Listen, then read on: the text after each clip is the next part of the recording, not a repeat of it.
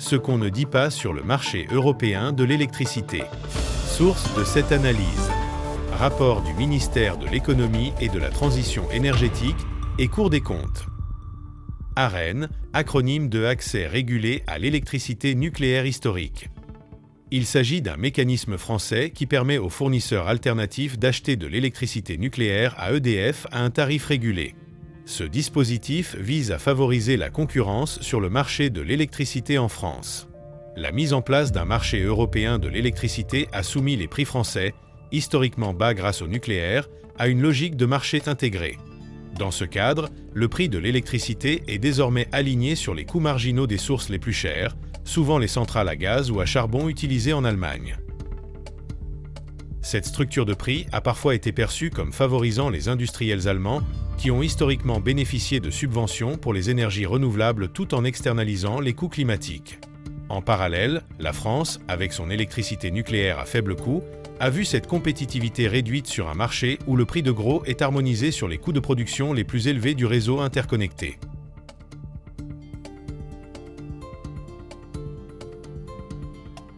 L'Espagne, Portugal, Grèce et Hongrie ont mis en place des solutions pour contrer, suspendre l'effet du marché européen de l'électricité. Pas la France. En conséquence, en France, le prix de l'électricité a augmenté de 40% en 2 ans, alors que le coût de production est resté stable depuis 10 ans. Source, rapport de la Cour des comptes. Ce qui explique le tsunami de faillites industrielles et de nos commerces.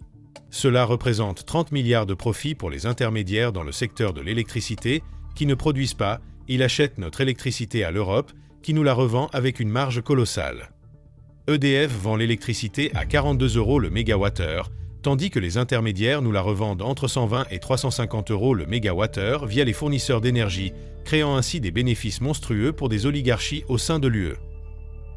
Et l'effondrement de nos industries, de notre économie, de nos emplois. Nous devrions payer 42 € le mégawattheure. Les faillites sont liées au coût de l'électricité, tout comme en Allemagne. L'État a dépensé des milliards à financer un bouclier au lieu de suspendre l'accord qui vole notre électricité.